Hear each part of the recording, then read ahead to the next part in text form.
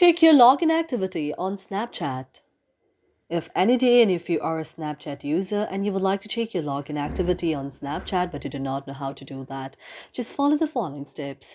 For this, first of all, you have to just launch Snapchat on your mobile device. You have to tap on the Snapchat application, and after taps the Snapchat application, Snapchat will be launched on your very mobile device.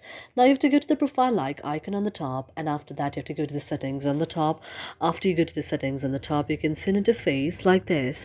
Now after you go to the settings like this, now you have to just open all of those and you have to see all of these options like this. Now you have to just scroll upward and you can directly tap on the option of saved login info.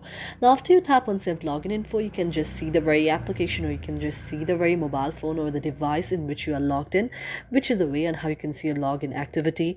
Otherwise you can just scroll upwards, and after you just scroll upwards you can see all the options like this.